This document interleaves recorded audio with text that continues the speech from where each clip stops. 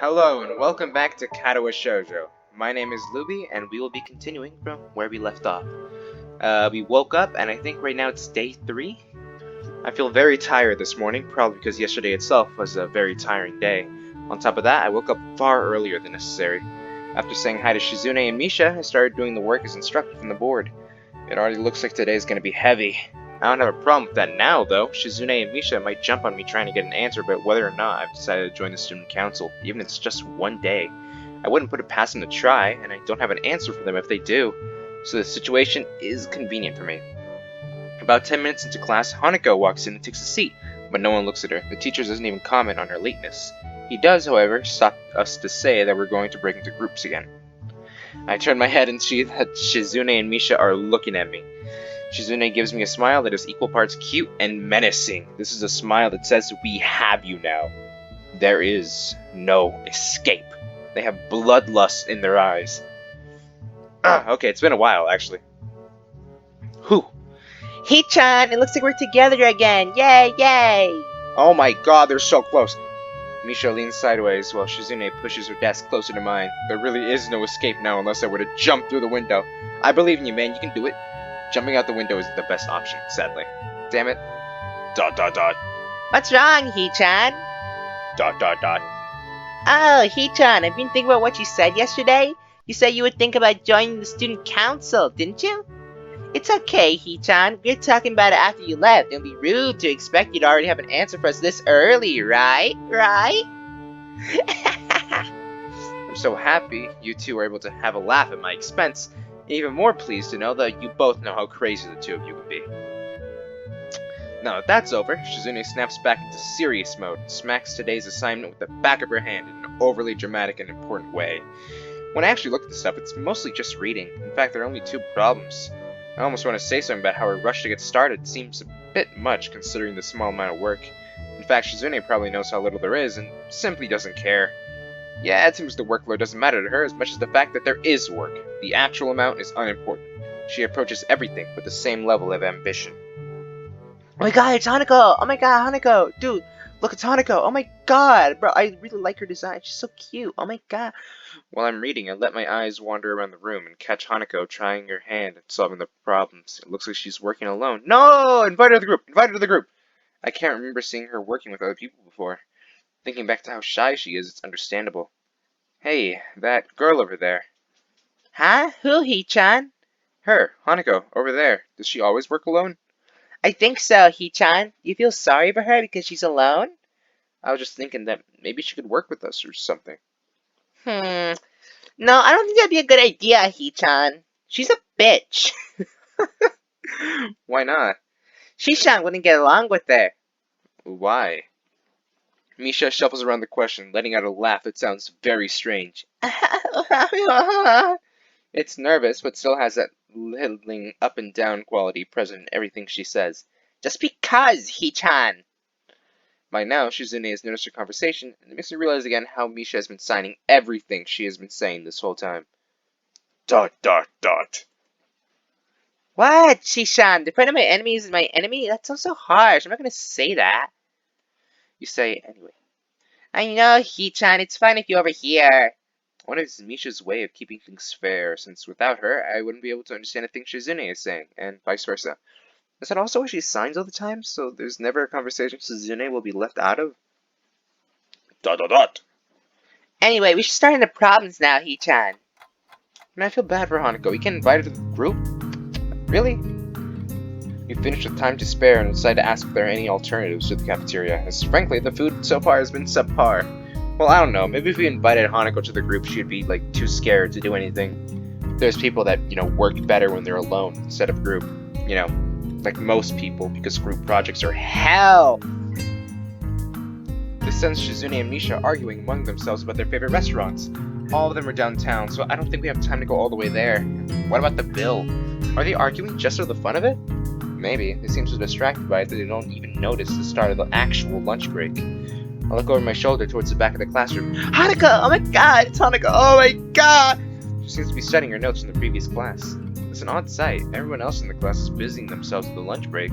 Socializing, gossiping, rearranging desks, the one with actual boxed lunches mixed in. and chattering like everyone else, only interrupted by short bouts of eating. But when I watch Hanako, it feels like I'm the only one who can see her, almost as if she was invisible, sort of hiding in plain sight. Is she being bullied? Is she isolating herself from the rest of the class on her own accord? I see her look over her shoulder towards the classroom's rear door. Come to think of it, she hasn't turned a page since I've started watching her. I guess she's waiting for someone. What to do? Okay. So you might have guessed by now, but if there is like branching options and like different routes with the girls in this game, I want the one with Hanako in it. So, would it be better to involve myself and like, go to talk to her? Or should I keep to myself and that like is more comfortable for her? I don't know, I feel like I should try involving myself. I don't know. Maybe I can get her to open up a bit more. I don't know. I don't know. I'm gonna go talk to her. Yeah. I still feel bad for making her run away yesterday, so I better say something. Hey there, Hanako. What noise did I just make? I don't know. Okay. I give her like a shy voice. I give her like a Sal? Well, at least she remembers my name. Hey, I just wanted to apologize for yesterday. I didn't mean to startle you or anything. I'm just new here and thought I should get to know my classmates. As Hanako looks up at me, I notice her scarring once more. It's a little bewildering that you can barely notice it from across the room, but it's so noticeable from close up. That's okay. It was my fault. Nah, that wasn't anyone's fault. It just kind of happened. So are you waiting for someone? I saw you looking at the door before. Yes. Lily.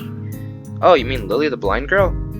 Hanako only nods in response, and I can't help but wonder if defining people through their disabilities is a faux pas of the worst kind or just normal here.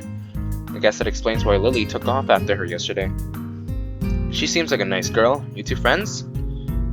Yes. As if hoping for Lily to appear, she checks over her shoulder again. I think I'm making her nervous again. I hope I'm not disturbing you right now. No, that's not it. It's just easier if Lily doesn't come here. Oh, because it's hard to get around the classroom? Not really. Hanako's gaze drifts past my shoulder and towards Shizune. Shizune? Hanako nods again. What about her? Don't they get along? Okay, so apparently Hanako and Lily got some fucking beef with Shizune. They're gonna have an all-out war. Hanako shakes her head. Clearly, this is something she doesn't want to talk about. It does make a strange sort of sense, Shizune and Lily not getting along so well. Communication between the two would be all but impossible. It's hard enough talking to Shizune through Misha, even when you can see whose hands are talking. Hanako is so focused on Shizune that I'm the first to notice Lily at the door. Oh, she's here now. Hanako spins around to confirm this. Upon seeing Lily, she moves quickly to the door. Lily. Ah, Hanako. Good morning. Is the president here? Ah, God, I forgot the voices! Yes. Hanako glances over her shoulder at Shizune again, as if to confirm she can't hear them, even though that's impossible. I suppose we'd best be off then. Lily's sigh and tone of what seems like frustration makes me raise an eyebrow. I guess there's some kind of enmity between the two? I don't know what that word is. Just, beef. It's intriguing, but that's not really something I'd ask about. I'm sure if they wanted me to know, then they'd tell me. It's only my third day here. I should be trying to make friends, not finding out why people are enemies. So it's a little funny to find out this school has little feuds, just like my old high school. Even if people are more tolerant of others, they're still gonna get on each other's nerves. Hey Lily, how are things? I'm sorry I made you run off yesterday. Oh my, is that a Sal? I didn't realize you were here. Seems that Lily is a little embarrassed about being so frank in front of me. Sorry, Lily. I thought you realized. No, it's alright, Hanako. Hey Sal, please don't worry about yesterday. It was just a misunderstanding. If you say so, I'm still working this place out. Well then, I think you'll find most people here are a lot more forgiving than elsewhere.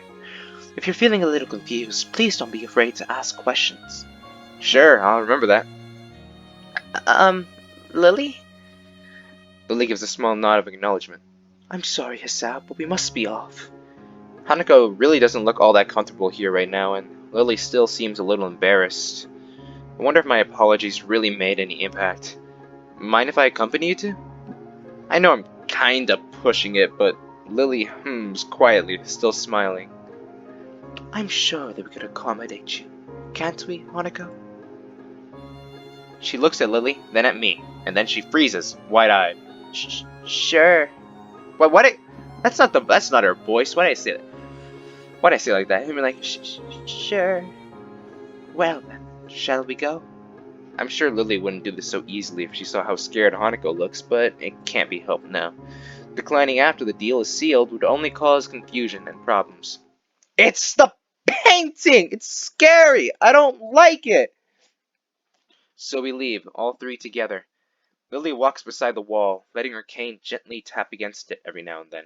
Hanako comes along right beside her, so close that she's practically half hugging her as they go. Although I must make her walking that much harder, Lily takes it in stride.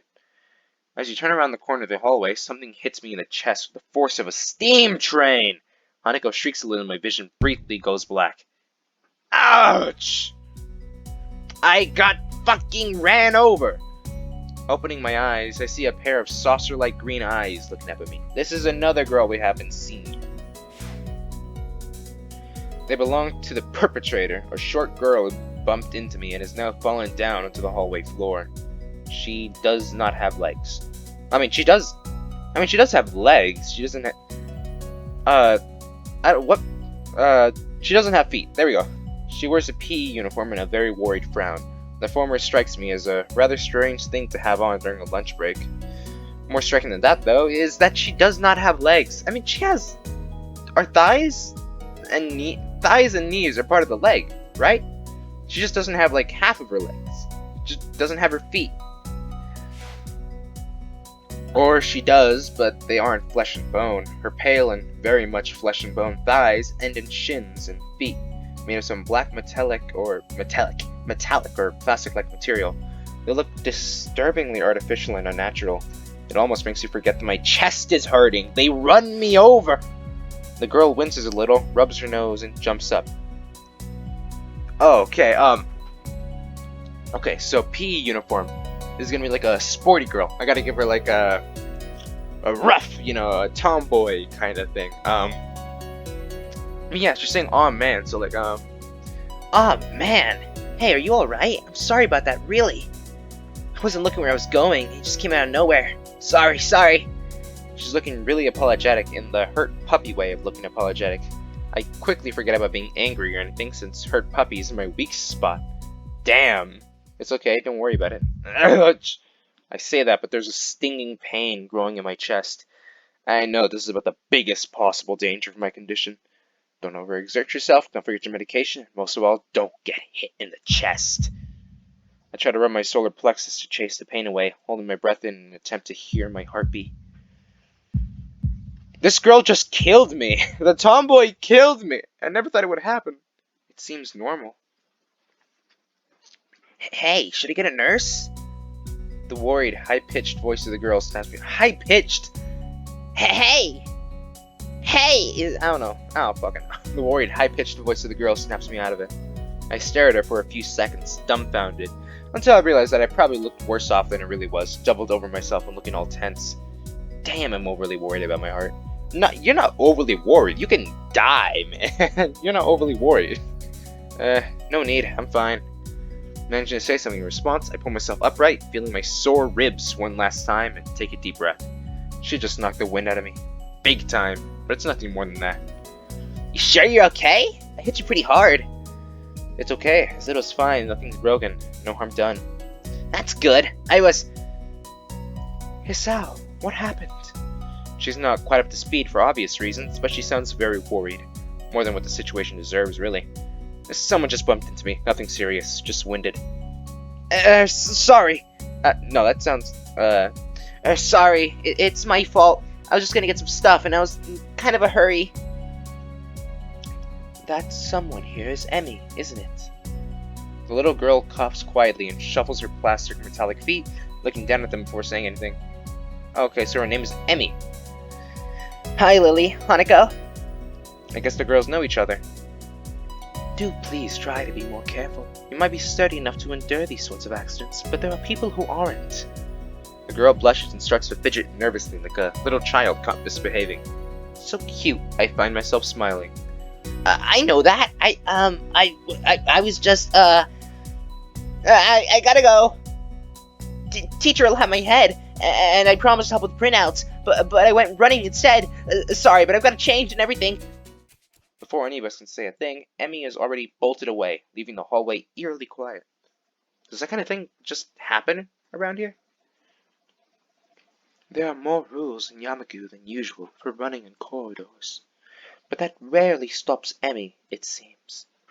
She shakes her head weakly and offers a slight, composed smile. I don't think there's anything we can do to stop her, I'm afraid. Shall we be off, then? Lily heads off along the hallway, and Hanako hurries after her. The route to the room the two used for tea is fairly simple to retrace, being still fresh in my mind from yesterday. Lily and Hanako quickly go about the business of making lunch. Before I can even open my small bag of food, Lily's busying herself with the thermos and tea bags as Hanako is setting out both the lunch boxes. So, is this what you meant by coming here almost every day? Yes, Hanako and I usually have lunch here.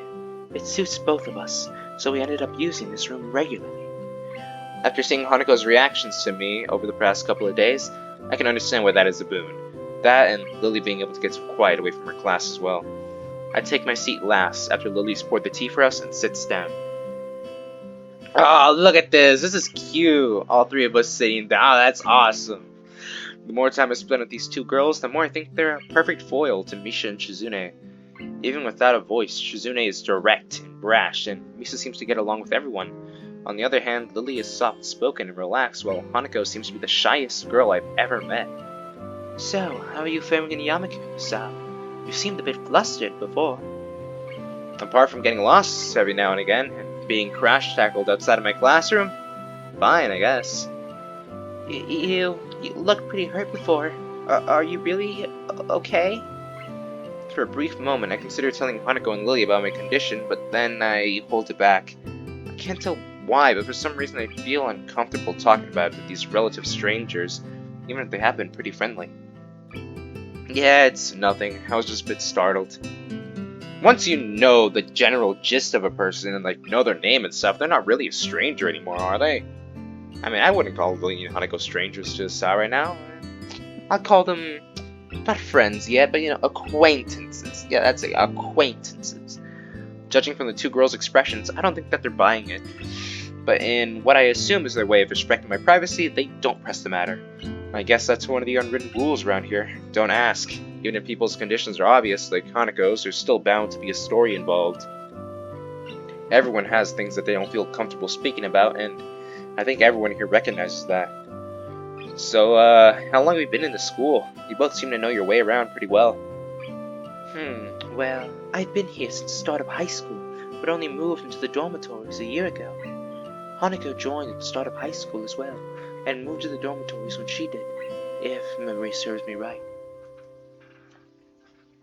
That's right, since high school. So you've known each other since then? Since I moved, yes. Hanako lives next door to me, so it's only natural, right? Right. Yeah, of course. Living next to someone is probably reason enough to befriend them, though I'm guessing that Lily's blindness played a part in it as well. I can't imagine Hanako easily making friends with someone who has to deliberately avoid looking at her scars. With the immediate conversation dried up, we start to eat our lunch. It isn't long before the bells are signaling the end of the break. Like me, the girls pack up their lunches as efficiently as they set them out. I guess I'd better be off. Are you going with us how, Hanako? Hanako looks up at me, and for a second, I can see that she is considering skipping class, maybe just to avoid walking to the classroom with me. Yes. I don't know what to think of it. Hanako really is delicate to the point of breaking if looked at in the wrong way. It makes me a bit nervous too, but I push the feeling aside, trying to be as natural as I can. You should hurry then. Class has already started by the sound of it. Lily gives a nod of farewell as she bends down to take her cane. Hanako and I fling out before her. We walk quickly down the empty halls to our respective classes. As we reach the door to Lily's 3-2 classroom, she turns towards me. Hisao, thank you for sharing lunch with us today. My pleasure, Lily. And with that, we part ways, Lily entering her classroom and leaving Hanako and me to make off to our own. She's still looking like she wants to run away. So do you really want to go back to class now? Yes. Okay, then. I feel like I should say something more to her, but it's hard to come up with anything that would be appropriate and safe, though. And Lily was right. The more time we spend out here, the more explaining we have to do. I open the rear door to the class and walk in. The teacher looks up at me and opens his mouth to say something. However, as Hanako follows me in and closes the door, he simply nods to us and continues his lecture. What's up with that? Is Hanako just allowed to be late? Is Hanako like a late pass? If you walk in to a classroom with Hanako, you're immediately excused. This is the third time that Hanako has had her truancy practically ignored. There's definitely something going on here. We make our way to our seats, and I notice that Misha and Shizune are both missing as well. They're missing? I wonder if it's some form of informal agreement with the staff, or if it's a perk afforded to the unique students of the school. Trying to make as little disturbance as I can, I extract the relevant textbooks from my bag and start catching up. The class goes on quietly. The teacher seems like an okay person, despite the weird first impression I got, and the material is relatively interesting. However, the way he teaches is really bizarre. It's as if he expects that everyone is a natural genius. When the final bell sounds, I realize there's still a lot of time left in the day, and I'm left wondering what to do. Oh my god, the Little Big Planet music is playing really loud. I hope that's not a problem. It's odd. At the hospital I had 24 hours a day of free time, but here, filling the considerably shorter hours feels difficult. Everyone else leaves, and I'm left alone with the teacher. Wu Tao is examining the assignment sheets we were working on earlier, marking them with a red ball pen. Raising his eyes from his papers briefly, he notices me and furrows his brow. Sorry if that sounded weird. I was in the middle of a yawn. I was speaking through a yawn. It's a really cool move to speak through a yawn, by the way. It makes you look like a badass. Ahem. What is it, Nakai? I jump at him addressing me, but I guess it's natural to spark some conversation since there's nobody else around. Nothing? Thinking about what I do after school. The teacher slowly puts the cap on the pen he is holding in and arranges his papers into a stack, clacking it against the desk twice. He seems very methodical, and for a brief moment I'm reminded of Shizune. The teacher is more unhurried and relaxed, much more routine. You have no plans? No, I consider joining a club, but don't know what kind of club would interest me. Go observe a meeting of someone else's club. Might pique your interest. I guess. But I don't know how to continue from there. Mutao looks at me in a way that makes me quickly want to take the words back to avoid a conversation. But I can't, so I have to forge ahead. I just don't know how to deal with people. I mean, the other students. I'm talking to people and everything, so it's not that I'd be isolated or anything. I just don't know what to think about the disabilities. It's like, it feels like I'm being impolite if I pay attention to them, and it's weird to ignore them. Damned if I do, damned if I don't. The teacher scratches his cheek absent-mindedly, looking very unresponsive. These things are only an issue if you make them one. You can talk normally with someone, even if they're blind or whatever. Try to look behind the superficial. There's not a single student here who isn't just a normal kid behind whatever they might seem at first glance. He says the same thing as Yuko did. I know they're right, but it's hard. How can you not consider, for example, Shizune's deafness, when the only way to communicate with her is to talk through Misha? Or Hanako, it's not like you can ignore her face. I mean, you kinda can, but then, like, you're making a point by ignoring her face. That you're ignoring her face. Yeah, whatever. But, oh! God damn! Somebody... Bomb threat! I'm interrupted by the door of the classroom suddenly slamming open. Ahem! Teacher! Misha crashes in, hands straight in an enthusiastic greeting, her voice loud and lively enough to wake the dead from their graves. She starts toward the teacher's desk with her bouncing step, hands energetically swinging with the rhythm. Mutao, visibly dismayed at the interruption, and Misha in general, slumps in his chair. Mikado. Misha stops in her tracks and looks around cluelessly, as if she's sensing from his tone that something's wrong, but has no idea what. Yes? We have talked about volume control before. Yes! But she doesn't lower her voice at all, and the teacher just rubs his eyes. So, what is it? We need help. We're running out of supplies to the festival stands. This is distress. She whips a pink slip of paper she's holding around. So, go get more supplies in the art room. What's the problem with that? Plywood! Plywood is always the problem. Last time we wanted more, there was only a little, but that time we just took it all and went with that. Now there's like none left there, so do you know where there is more? I don't understand. How would I know? The president thought that the teacher would know if there's plywood. Was she wrong?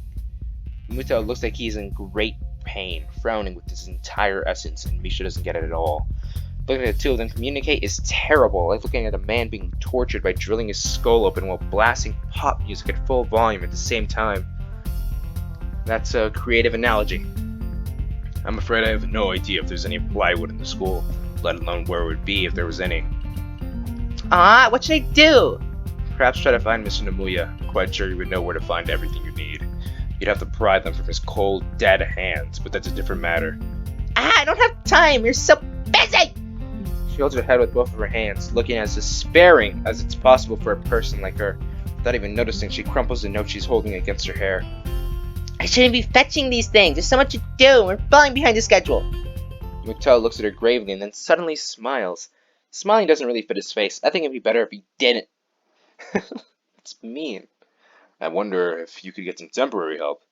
He switches to staring at me focusedly, with a hard expression, as if trying to say, go make some friends, idiot. I guess I can give you a hand. You can?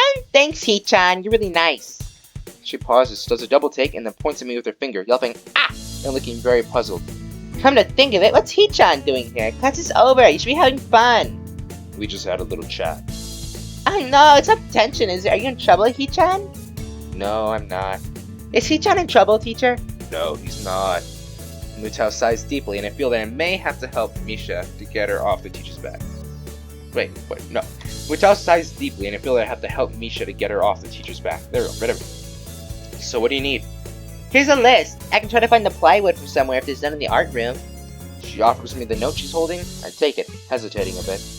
I said I'd help you, but this has no implications on whether I'm joining the council or not. Still, thanks, Hee-chan. Try to be quick. We're in a stalled building streak right now. We must hurry. She bounces out of the classroom, leaving me and the teacher looking at each other with something that feels like a silent agreement. Well, there you have it, Nikai. You have something to do now. Please don't sound so smug. Looking at the list with a number of items, ranging from paint to plywood, all written with small, neat handwriting that is undoubtedly Shizune's, I heave a sigh. I'll be going then. Waving the long list limply at the teacher, I exit to the hallway. I hate that painting so much. And the classrooms closest to ours are designated belonging to classes 3-1, 3-2 on the right side, and 3-4 on the left side, each door looking exactly the same. Further down the corridor, still with identical doors, are rooms that I didn't think were used for classes. I guess the art room is not a classroom as such. I carefully push open the furthest door and peek in. It's a classroom, but it seems rather badly kept or not in use. Am I in the right place? Desks and chairs are all around the room, a thin layer of dust settled on them. There's some easels in the corner, so at least this looks like the right place. The room is flushed in sunlight from the big windows, shadow creeping all over the desks. Specks of dust are dancing in the stagnant air, making the beams of light almost visible. Jokingly, I call into the empty room. Anybody home? Something catches my eye, and I stop mid-sentence. It's a female!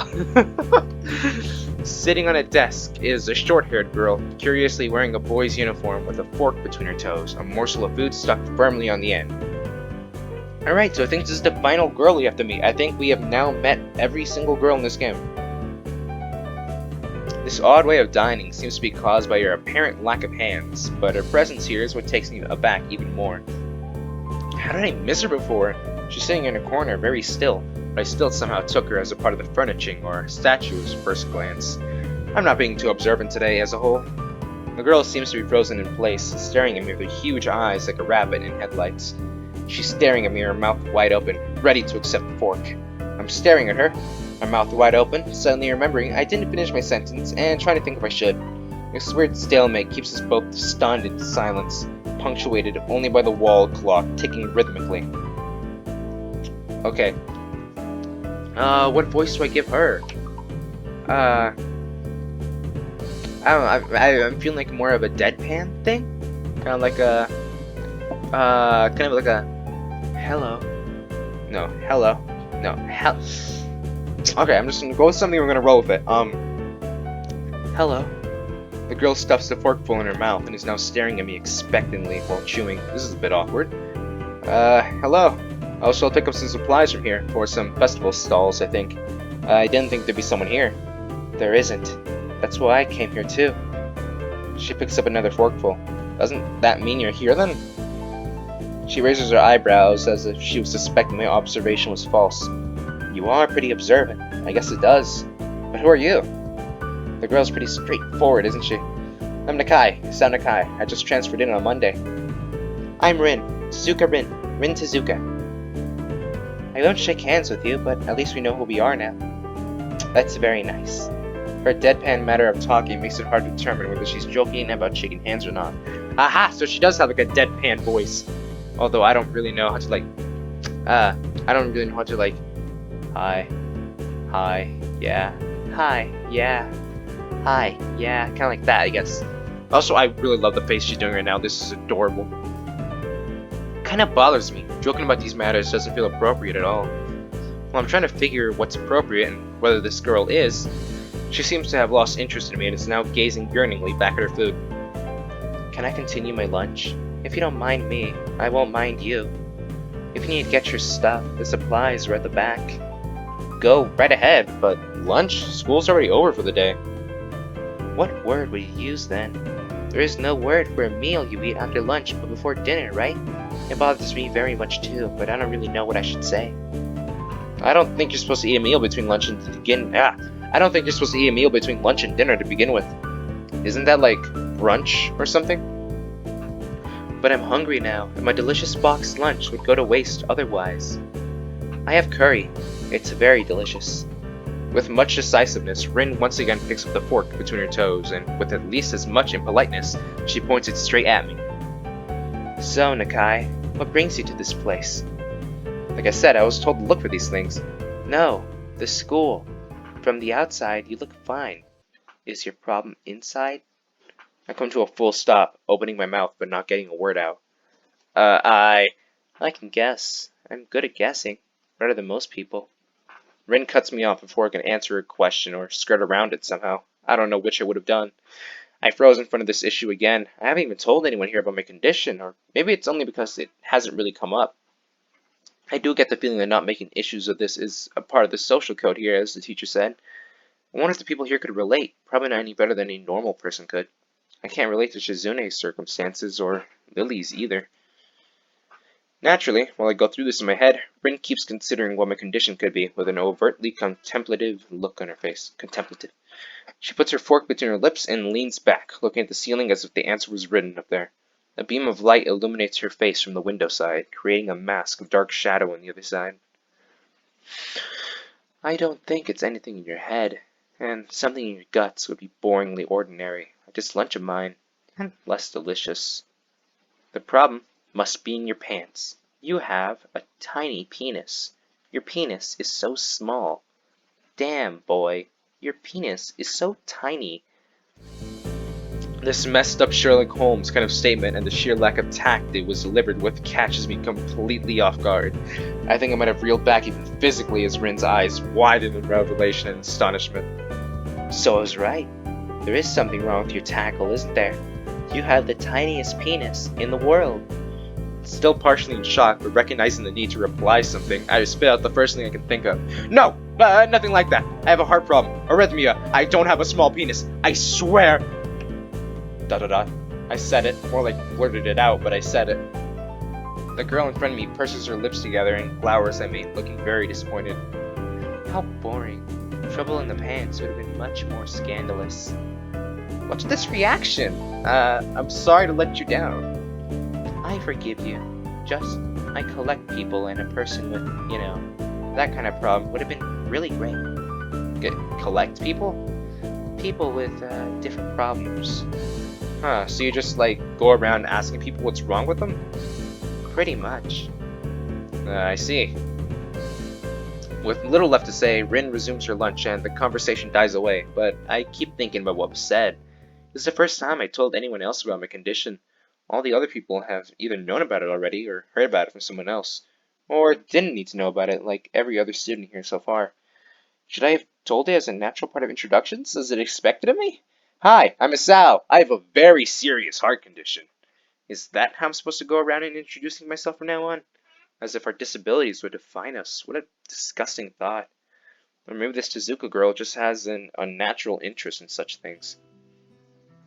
As I walk to the back of the room to pick up the items on Misha's list, a chance opens to study Rin from the corner of my eye. Her hair is of burnt auburn, almost orange, and cropped short. Long hair would probably be impossible with no arms. The boy's uniform and the lack of arms makes her look very thin, almost scrawny. She's not particularly pretty, except for her murky green eyes, which flicker restlessly from below her short bangs, even when she eats. Bro, what do you mean she is not pretty? Look at that! That is pretty. That's cute as hell. Honestly, right now, from just what I've talked to her, and she is a strong contender against Hanako. Seriously, if it was Rin or Hanako, I'd be fine with whichever. But then I'd also be fine with Lily or Misha, Shizune, or the what was the Emmy, the running girl. I'd be fine with anyone really. They're all pretty cool. The distance and the shadows makes it seem like they don't reflect sunlight at all, but instead absorb all of it within them like deep wells. She moves her feet almost as deftly as a normal person would use her arms. However, I can see how this sight would discomfort people, especially while eating. It makes me feel a bit uncomfortable at least. I hesitate to think about the word unnatural, but it's too late now, isn't it?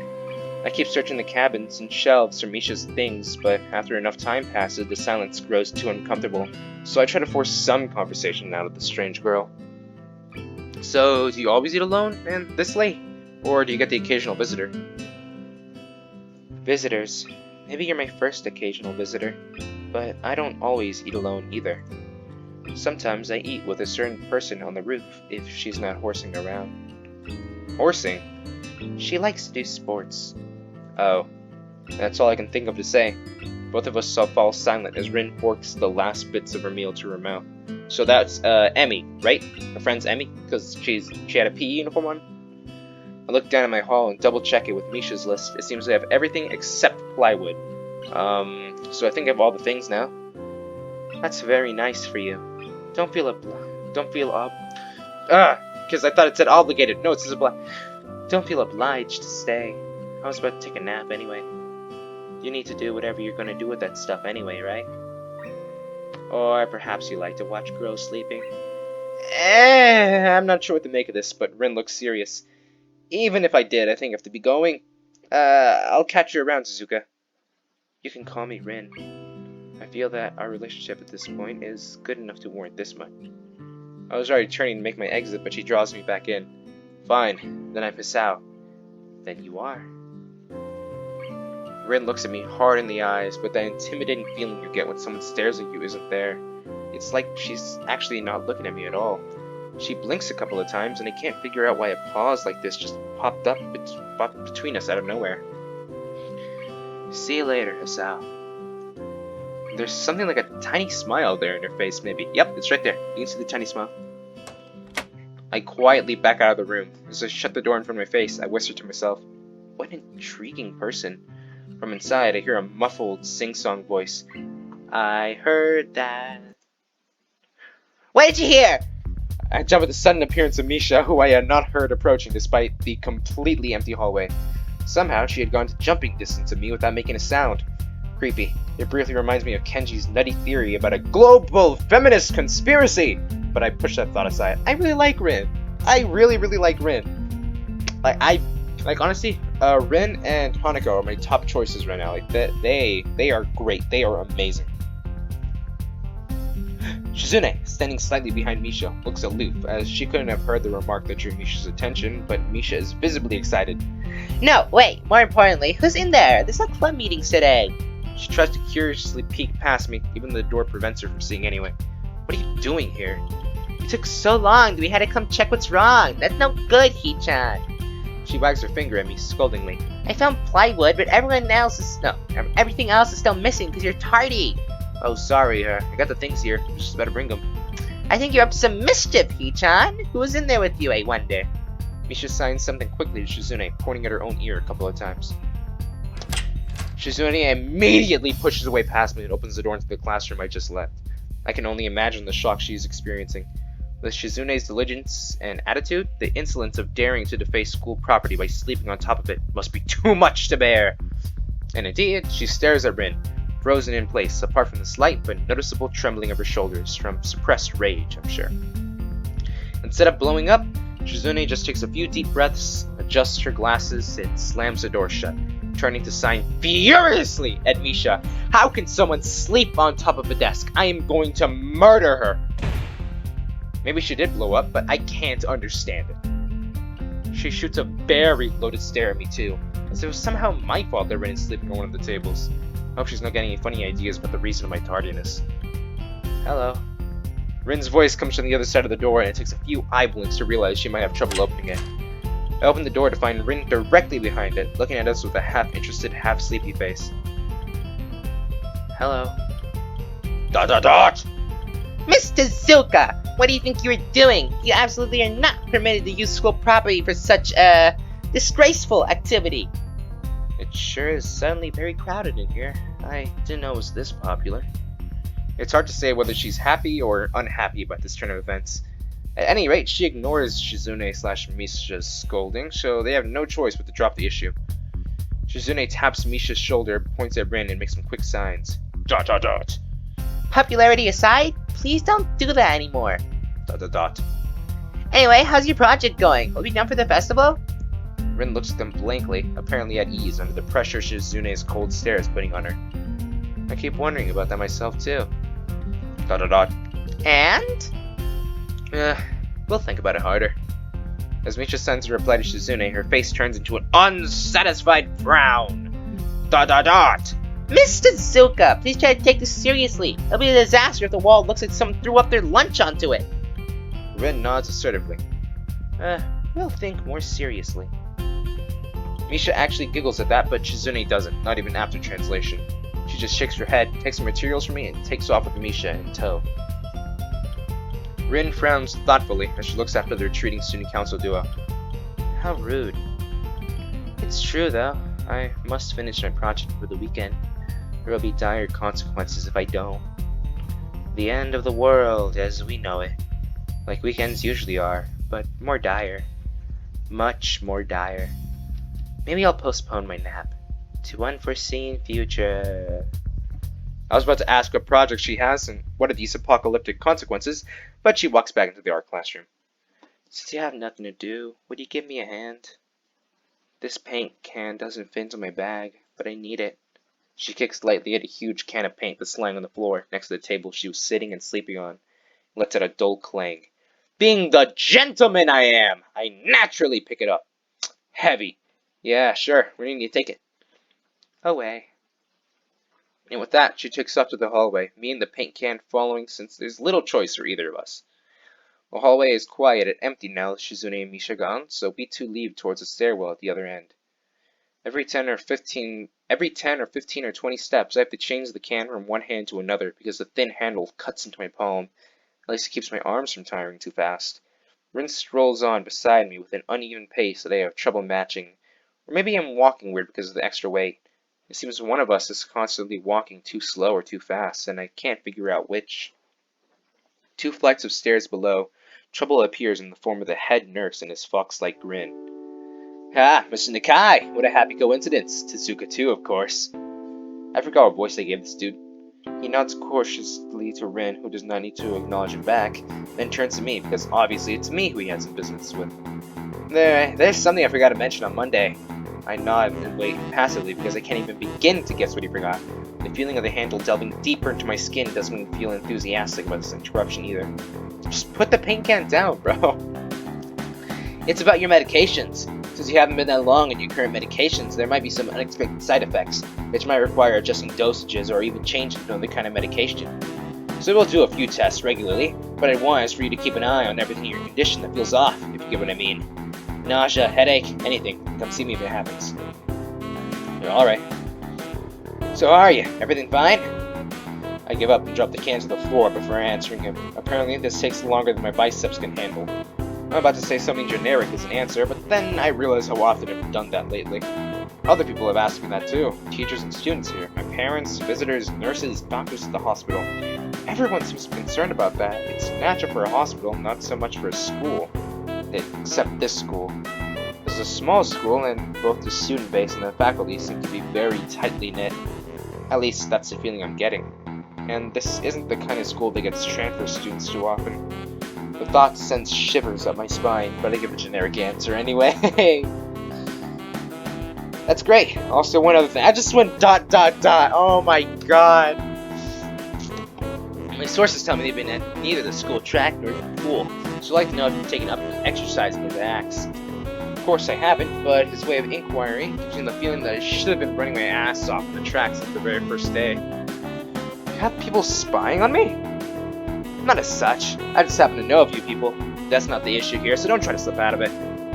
Well, I was actually just doing some improvised weightlifting as an exercise.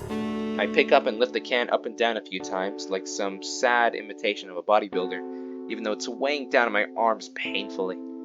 The stupid grin disappears from his face for a second, then comes back like it was never gone. Suzuka, would you give us a second? The nurse grabs me by the shoulder without waiting for Rin's permission, which she didn't need in the first place, and drags me aside. When I told you to exercise, I wasn't joking.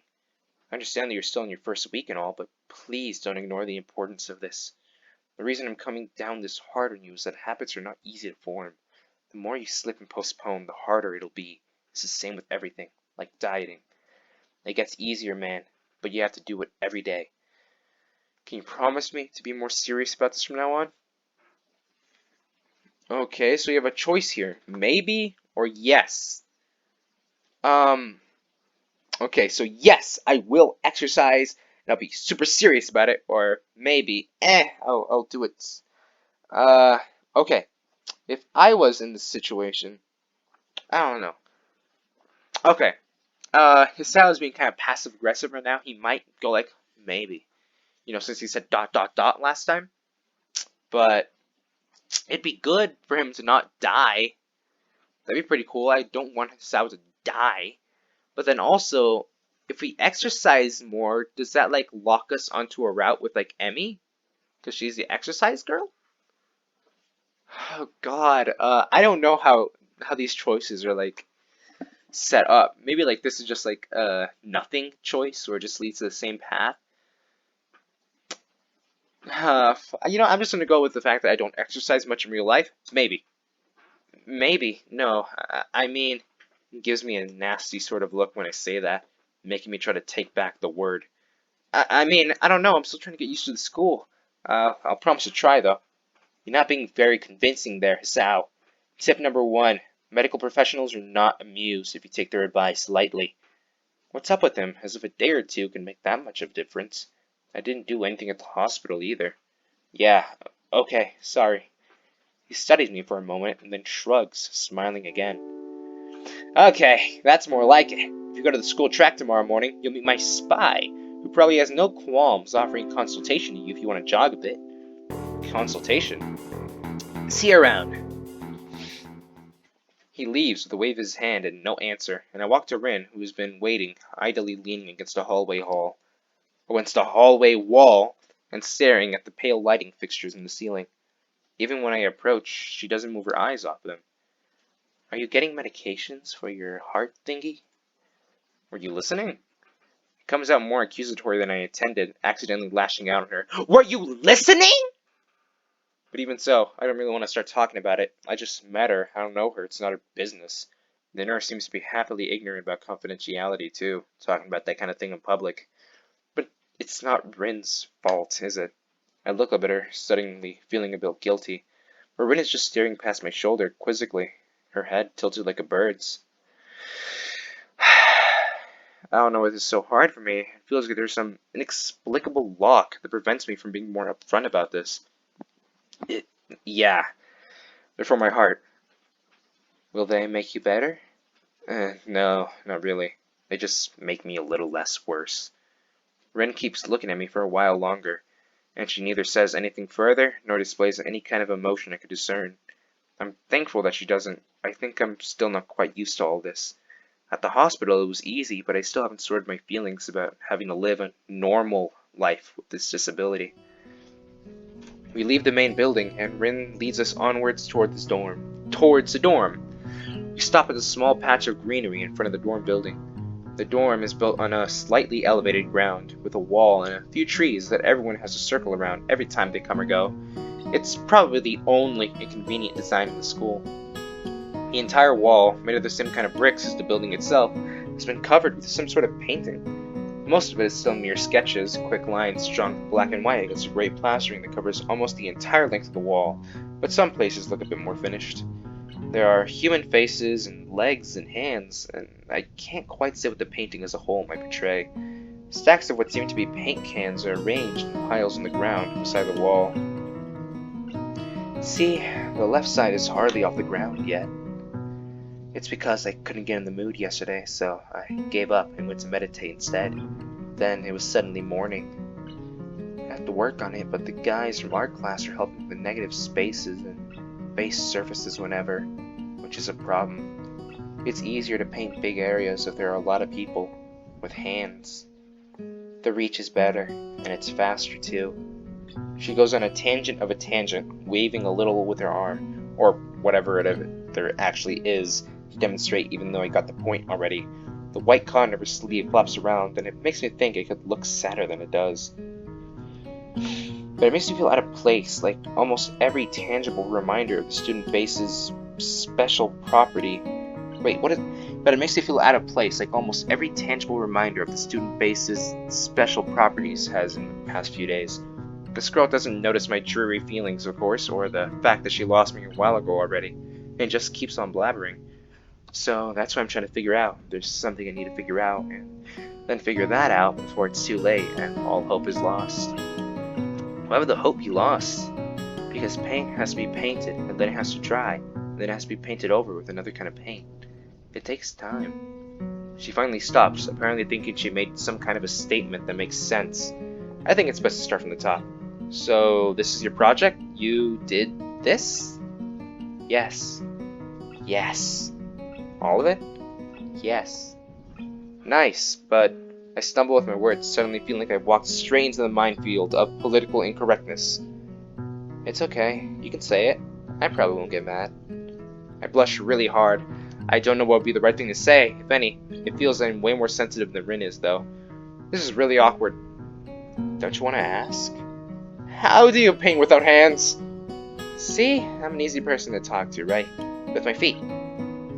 I almost guessed that already, but isn't that hard to do? You're good at guessing. Anyway, I don't think it is, but maybe I'm used to it by now. I can get my mind around the fact that she could be an artist, but seeing how adept she was using her feet to eat, I figure painting might not be a problem either. Neither of us has anything more to add to the subject. The afternoon light works pretty well. I was afraid it would look too flat, but it's not like that after all. I think it's actually pretty interesting. I want to see what it looks like in a dim light. Do you think it's flat? Well, paintings tend to be flat.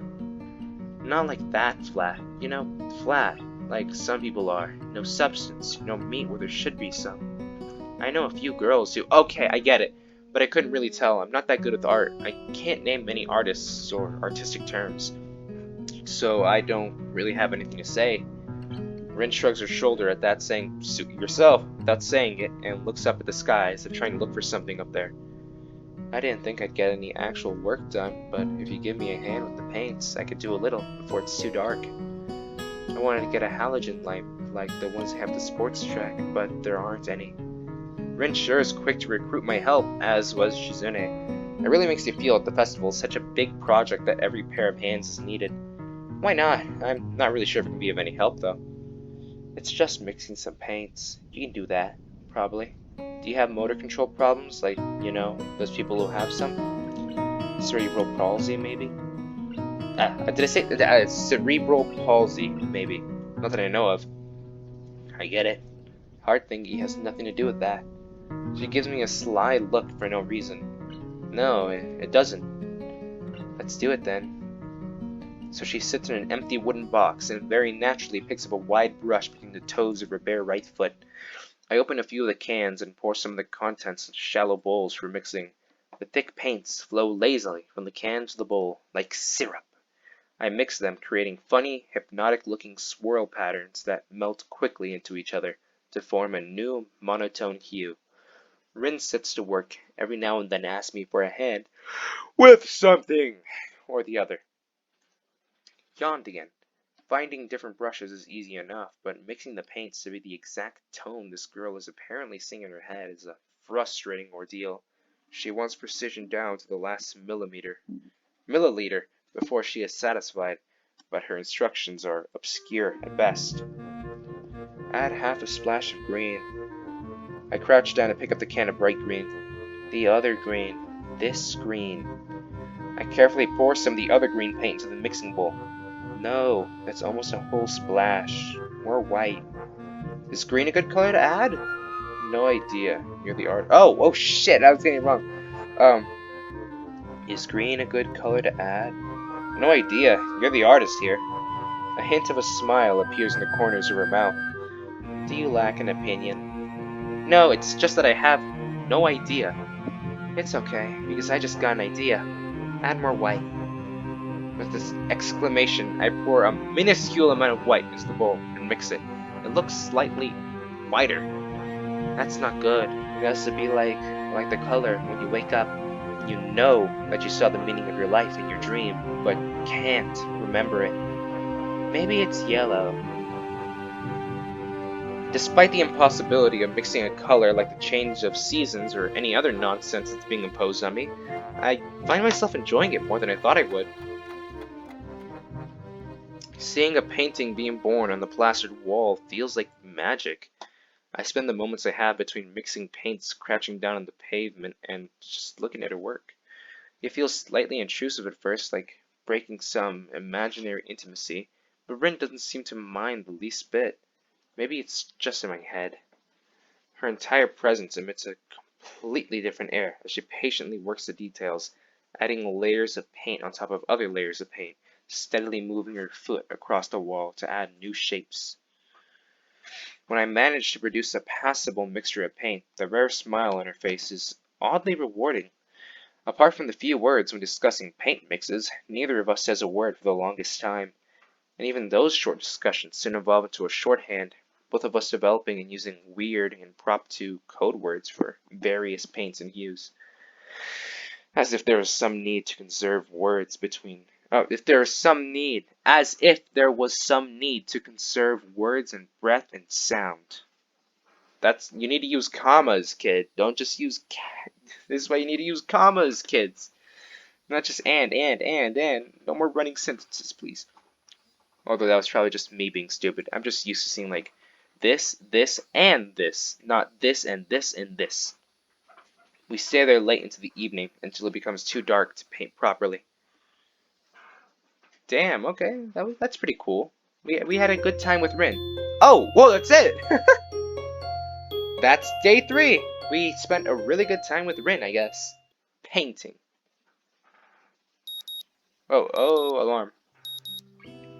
Alright, so that's day 3 of Katawa Shoujo. Let's see what we got done. We met Emmy, and we met Rin. And we got to hang out with Hanako and Lily more, and Shizune and Misha more. Basically, just all around pretty good. Yeah, I'm excited to see what the future leads to. Because honestly, I really want either Rin or Hanako. Either of them would be super cool. I mean, I'd be fine with the others too. But Rin and Hanako, they're really cool. Honestly, I think I might want Rin more than Hanako right now. I think Rin's the top choice. She's cool. I like her. So yeah, that's Katawa Shoujo, day 3. I'll see you tomorrow for day 4. Well, not actually tomorrow, right? Maybe tomorrow, but tomorrow for day 4. You get me. I'll see you then.